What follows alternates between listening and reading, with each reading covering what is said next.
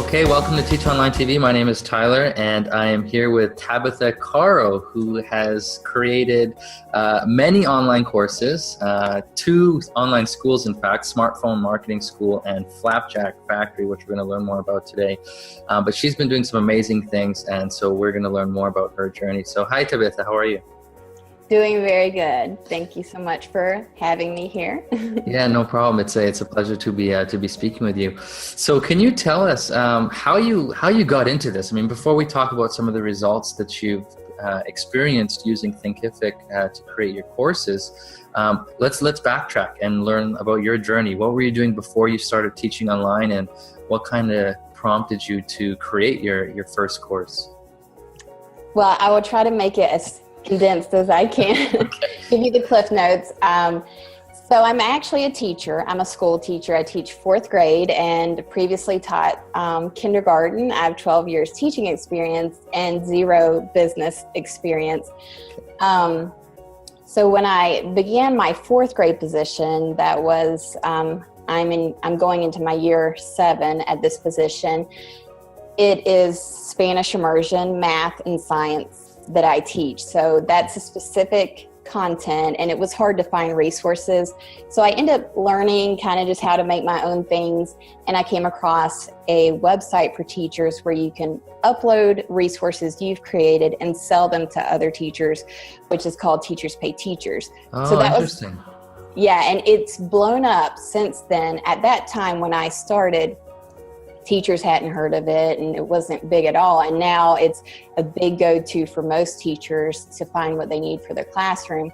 So that was my first jump into, I guess, the online business world. Right, totally. And I had to learn so much. And just coming from, teacher mentality, you're not thinking about strategies for making money or any of that. Right, marketing 0. And really for about 4 years, I was just plugging away, making content and totally missing the marketing aspect of it. Okay. But I began to discover that I was, working myself to death, teaching all day, going home on the computer. And I started realizing about 2 years ago that I need to do things smarter. Mm-hmm. And a big part of that was I don't need to create anymore. I need to start marketing what I've created. Yeah. And I had already dabbled into making videos of my resources with my husband's professional camera. And I had a YouTube channel, but it was just so complicated. I'm just a teacher. I'm not a photographer. I'm not a videographer, all of those things.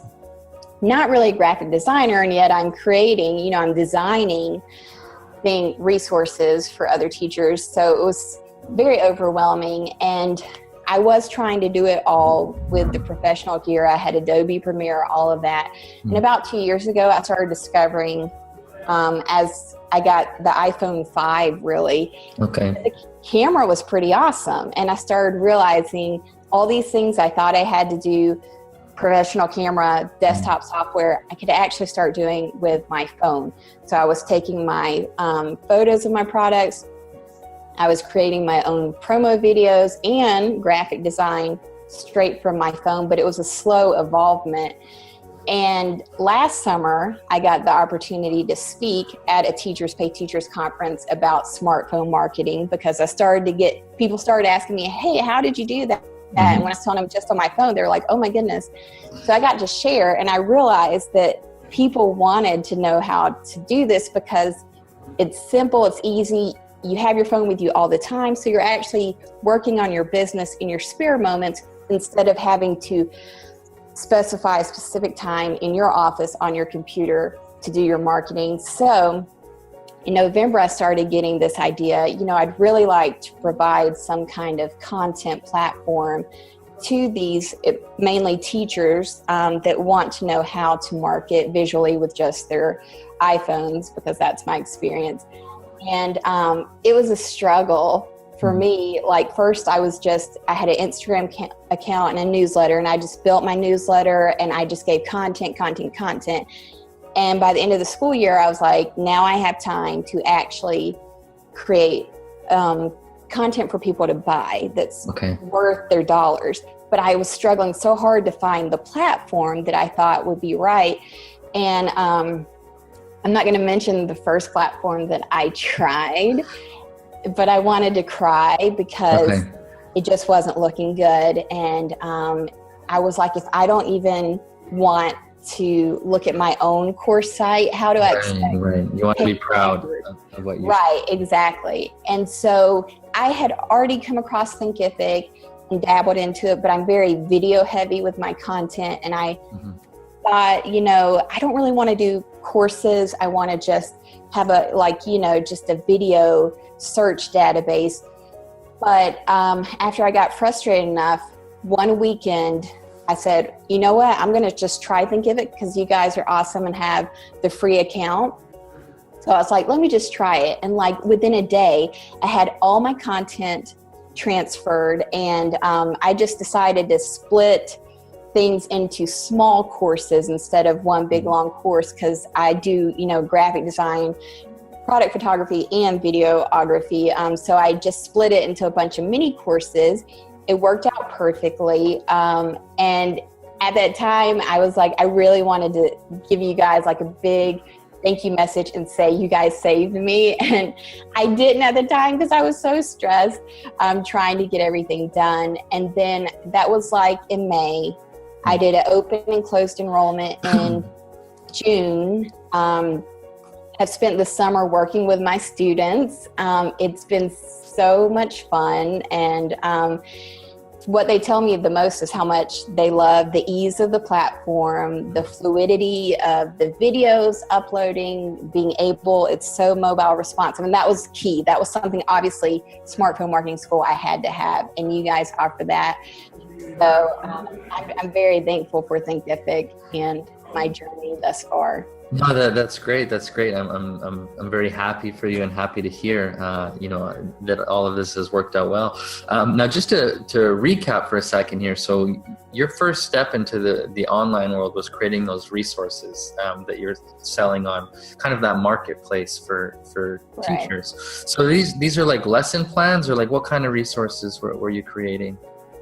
It can be any kind of thing. And that's actually where my second platform, Flapjack Factory, is sharing with teachers how to make what I make. But I make smart board games, which is the big interactive whiteboard that students can touch. I make like center games for math that are like cards that would go into centers. I make these QR code resources, which are cards. They have a problem, a math problem, and then the student does the work, and then they scan the code and they get to check their answers, so it's self-checking. And then I do a lot of class decor, themed class decor. So if a teacher wants to do superhero theme, then they can get my digital kit, download it, print it at class decor. So I actually don't do like lessons when you think of lessons, but that is something that people sell. But a lot of times it's very innovative 21st century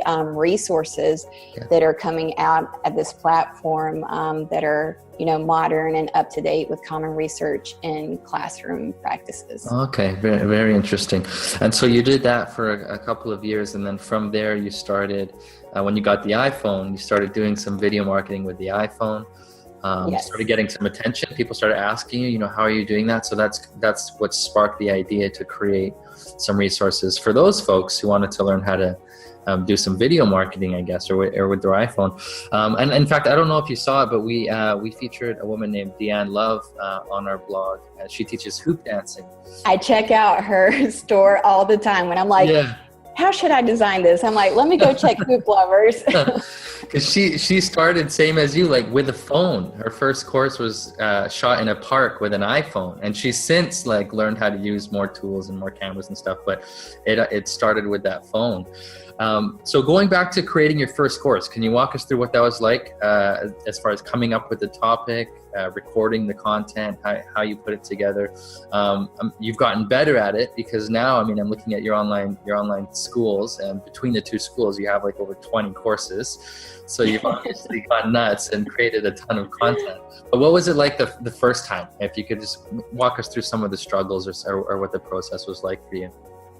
Well, first, what was hard for me is that my content was not linear. It really, and so that's why I didn't start with Thinkific like I wish I had, because I kind of wanted to offer a little bit of everything. Everybody doesn't need to market their product in the same way. Not everybody needs videos, not everybody, or people are past product photography or whatever. So I wanted to offer all of that. What I did originally, I thought it was going to be a video platform only.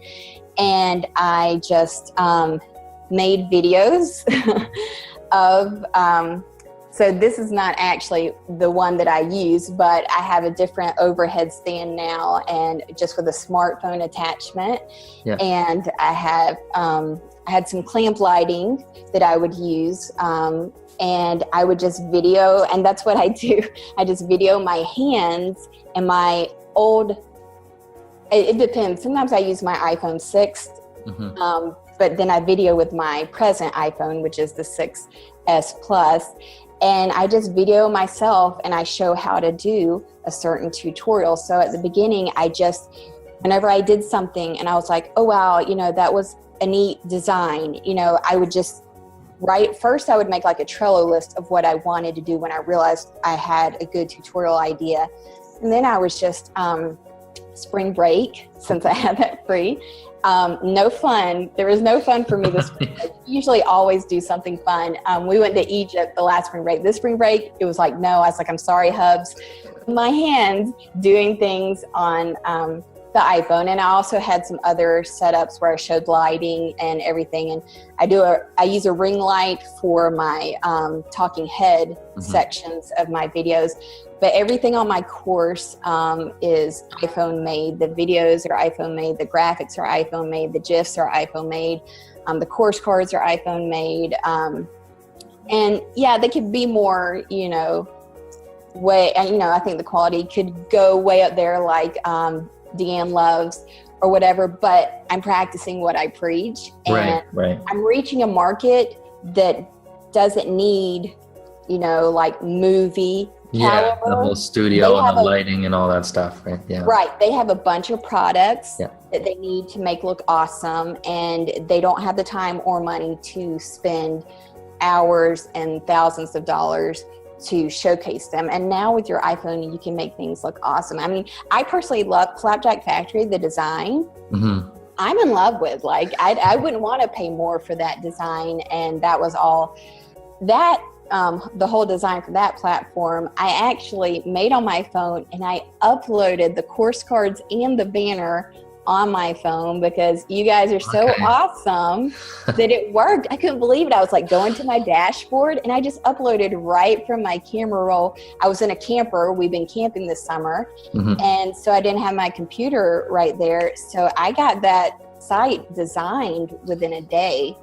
Wow. I was actually going to ask you about your course cards because they're not just like a plain image. They've got some like animation in them. I feel like, are they GIFs or what are they? GIFs. Yeah, they're GIFs. And you created them with your phone. Yes, I used I'll go ahead and share some secrets. I used the Ripple app, RIPL, and the little, they call them magnet words. The little moving magnet words is from that app.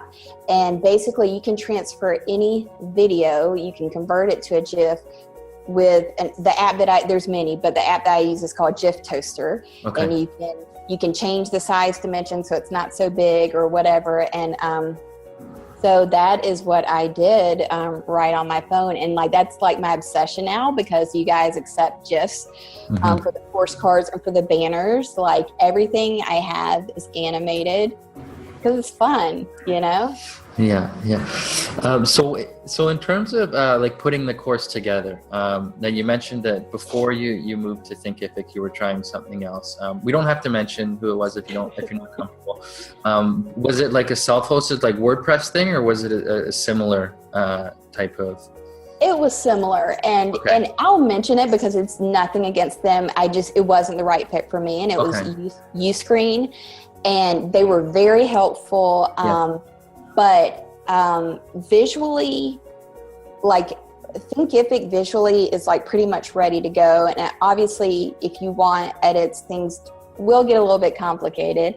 I know you guys are working to like get that even easier for us, but for me, visually, from the start, it just wasn't meeting my needs, and it was a complete video platform. So like even adding text image lessons, like you couldn't add images. You could only have text lessons and video lessons. Okay. And I started realizing, hey, I need images. I want GIFs, I want to be able to enter those things. And I was very limited for what I needed for my content.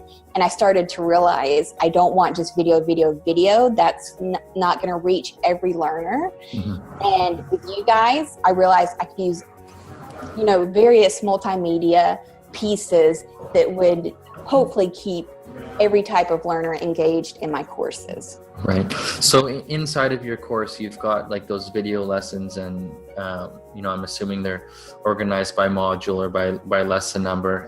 But you've got other content in there as well. You've got some text, some images, some quizzes, or some downloads, perhaps. What kind of forms of content have you put into your courses? So it's primarily a mix of text and video. Mm-hmm. And then in any of my texts, I always try to have some kind of image, some kind of visual. And lately my thing has been just to spice it up. I do have checklists, and I'll usually, I have like one course is my script writing course. So I have some editable PDF templates that are downloadable, but then I also provide the same thing. I have it linked to Google Slides. So just depending on the type of learner, what they prefer. And with Google Slides, they can access it on the app and edit their script, or on the desktop. So I have checklists, and then the videos, I really try to keep them to 5 minutes or less. Okay. But like if I have a chapter that's, like I have a Google Photos chapter that's all about using the Google Photos app, and altogether it's probably 25 minutes, but I make sure to break it down because I just feel like most learners, I think maybe I based it on myself, we're so video overload, and so I think you got to break it up. Those like bite-sized lessons, right? Exactly. Cool. So what have you learned about marketing? You've created a lot of courses, and you've enrolled a lot of students. So what has worked for you in terms of marketing your course? And has the way that when you created your first course and you went to market that, has the way that you market your courses changed at all from that first course to some of your more recent ones? So far, not so much. I took a very laid back approach with my second course, Flapjack Factory. In fact, I only have one of the 6 courses is actually ready. The rest of them, it's going to be a growing type membership. I was much more laid back with that, but Smartphone Marketing School was my baby. So when I first started, I took a long time to, like I said, I actually started with Instagram. I didn't even have a website, and I just made sure that my bio URL linked to my newsletter. And I just, every day, I call it like micro blogging. I just made sure I provided free, good content about visual marketing from your iPhone, whether it was lighting, a specific app. Yeah. But the one thing I kind of kept was video because I knew that was going to be the big seller, and that's like the big thing. So I would share a little bit, and then I did a weekly newsletter, and it was just complete free content. There was no sales pitch, and I have a YouTube channel that I started. Then I got Facebook and things like that. And I didn't get my website really till like a month before I launched the course site. But the big thing that I lucked out on was I was trying to figure out, I know that I need like some big promotional free content thing before launch. Okay. And, people are like, oh, do the 3 video series or do webinars. I just wasn't ready to do any of that. And so I just said, hey, I'm going to do a free Thinkific course. And it's just going to be a sample, and it's going to have some really awesome tips.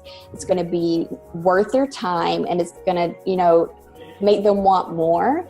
And I named it Couch Hustlers because basically us smartphone marketers, we call ourselves couch hustlers because we do our work sitting on our bum in a comfortable reclined position, and so I use that hashtag in Instagram, Couch Hustlers, and I'm trying to think, I did have a beta testing group. Mm-hmm. And I plugged into them and I helped them and I kept them informed, and they got free access and they tested out the courses. At that time, the free course was also going out. That hashtag caught on.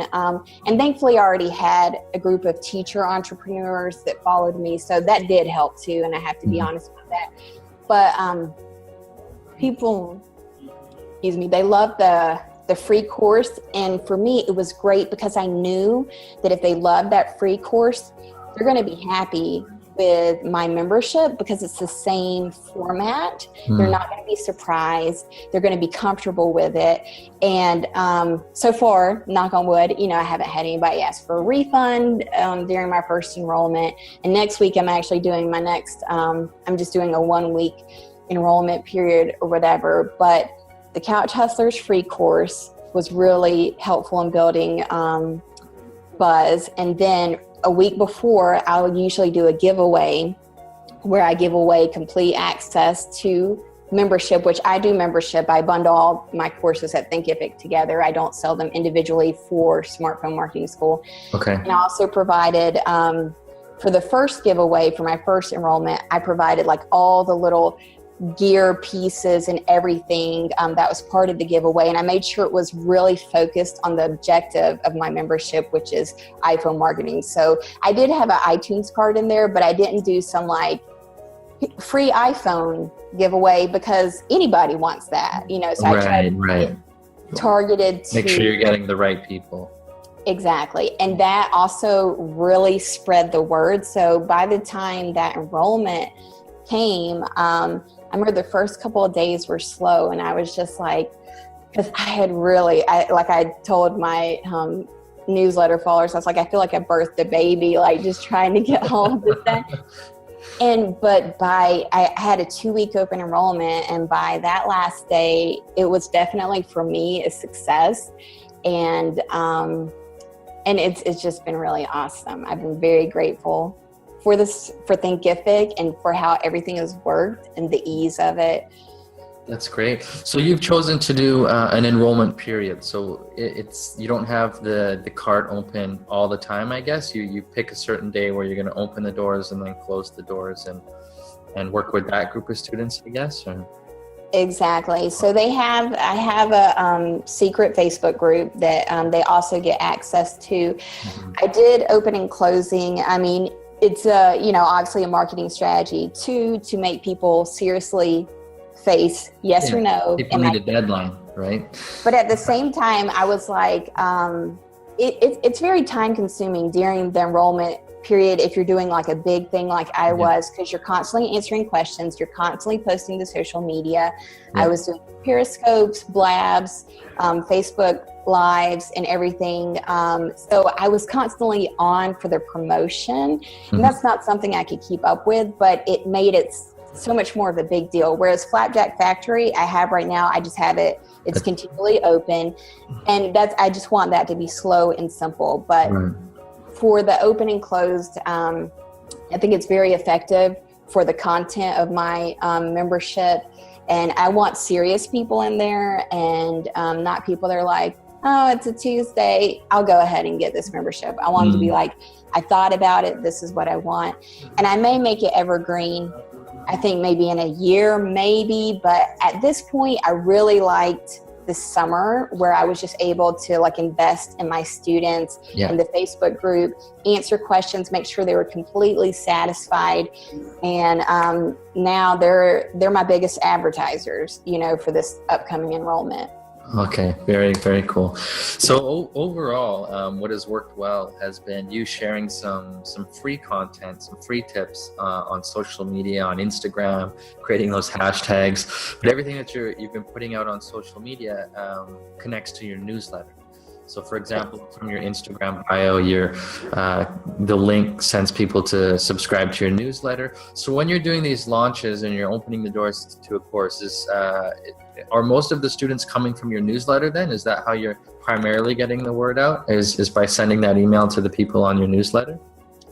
Yes. During my first enrollment, it was completely the newsletter and my beta testing group that I had previously. And like I said, I invested in them and I tried to give them as much help as they needed to be successful with the courses. And once they were so happy and got so excited about what they could do on their phones, then they also helped. And it's interesting because I'll compare how enrollment is this time. Like I said, the first couple of days were slow, and it was my first time, and I think people were just like, I'm just going to wait and see. I'm going to see what other people who purchased say. And I gave it a good 2 full weeks, which I thought was too long. And now I think that was great for your first enrollment, because you kind of need people to start talking in the Facebook groups. And I had several people that would purchase, and then they would go into a teacher entrepreneur Facebook group and say, oh my goodness, guys, there's so much here. This is so awesome. And that's what would sell people, even if they were on my newsletter list. And I did do Facebook ads. I'm not really sure how I feel about how they contributed, but I know people would say to me that are not very versed in Facebook ads, they'd be like, how did you target me? You targeted me. I'm like, you're on my newsletter list, okay? How are you following me around the internet? You're stalking me on the internet. So I know that they were working and at least getting in people's faces. But I really think it's when you get people to preach your message, then I think, so like I said, I'm excited to see. I don't know that I'll do better this next enrollment, but I know I have so many people who are like, please let me know in enrollment. Like they're ready. Like I know I have a group of people that are going to purchase on day one. I think it's going to be kind of the opposite effect this time, where there are people that are sitting on go, and then it'll probably slow down. Yeah. No, that's fantastic. So another thing I wanted to bring up was your process for creating content for your courses, because you've chosen the approach where you have many courses and then you bundle them into a membership. And for sometimes people just have that one big course, and they spend a lot of time creating and marketing that. So you must have by now like a kind of a system down or a process down for coming up with an idea for that next topic you're going to add, or the next course you're going to add into your membership, creating the content, putting it together. You've done it several times. So do you have any tips for anyone who wants to create multiple courses? I mean, how do you approach deciding what to create the course on, how to come up with the outline and get it all recorded? Well, since I'm an iPhone girl, I don't really do good with like paper and pencil, okay, or even like desktop stuff. But I do like Trello. Okay.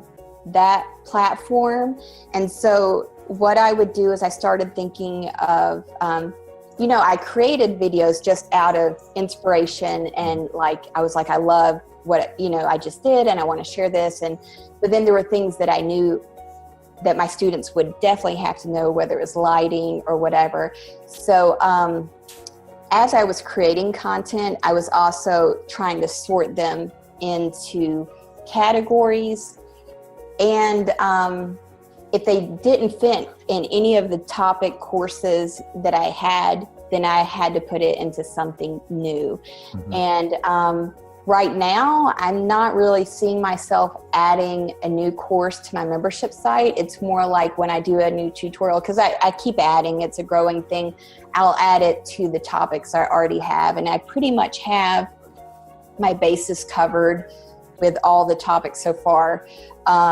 That there might be for visual marketing, which is what I teach at my membership site. So I think Trello boards for me, because that's also an app on your phone, is very helpful, because you can make your course titles, and then as you come up with tutorial ideas, you can put it you can make it a card under the board, or not the board, the list. And then if you need to switch, if you change your mind, because I did change my mind, I was kind of like, should I have a lighting and a separate setup course, or should those be together? Like, as you change your mind with that website and app, you can move your cards over under another. So it kind of gives you that systematic layout of a course, you know, in a kind of outline format before you start plugging into your actual course at Thinkific. Okay, no, that makes a lot of sense. And you're using Trello to help keep you stay on top of where you're organizing and how you're categorizing all this content. So I've just got a couple of quick questions for you, and then we'll work towards wrapping up. And thank you so much, you know, for taking this time to share your journey with our audience. Now, just looking back on this journey that you've been through, you know, getting started online and creating these courses and working with all these students, are there any mistakes or big learning lessons that you would like to pass on to other course creators? Is there one or two things that maybe you've done, you wish you did better, or you would do differently, or any piece of advice that you'd like to share with the other online instructors out there? One thing I'm still debating, I did a one-time fee, and I'm kind of at the point where I'm starting to realize that members that are going through the courses now, they're going to become advanced.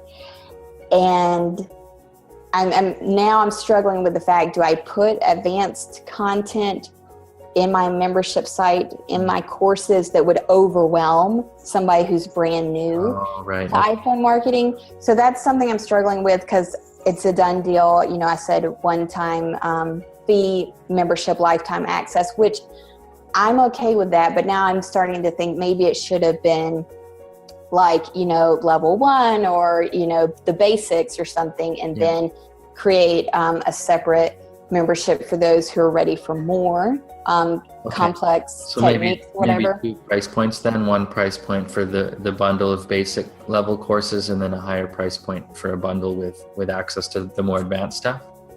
Yeah, and I think just consider, are you sure that this is like not going to grow into something else, and then you're going to be like, because, you know, I'm already seeing that there are going to be more advanced things that I can share, but at the same time, it's like, I don't think I can plug it into that membership. So I've got to decide, because at the same time, I could do a separate product, but then I don't know how that would come across when I said, hey, whatever I put out smartphone marketing wise, it's yours, you know, from day one. So I don't know. That would be one thing. Another thing is to, and this is nothing against Thinkific, to consider if you want to use, if you're going to do the affiliate program. I had a problem because my free course was so popular, and the way the affiliate program with Thinkific works is, you know, once they sign up for anything from you, they're automatically your customer, no matter what affiliates. If I'm saying that correctly, I believe that's correct. So I had a lot of my beta testers who are my first affiliates say, I know that this person used my link, and so we kind of went with honor system. They're teachers, so you had affiliates sending people to a free course. No, I had. No, sending to the paid course, It wasn't tracking. And what I was told was it was because the way your system works, and it could have changed because I know y'all updated it, is it's first click counts. So if these guys, many had already taken the Couch Hustler course at my site, so they'd already gotten locked in just under me, you know, and so any future, you know, links, even if they went to the paid course, weren't counting because they had already been to my free course. So that's what ended up happening. So I'm trying, for this enrollment period, I'm trying Lead Dino because you guys integrate with them. And I now had a promo code and everything. So so far, it seems like it's working well. I'm doing that for both of my course sites, and I'm excited to see how that will help, because I'd much rather pay for affiliate commission than Facebook ads.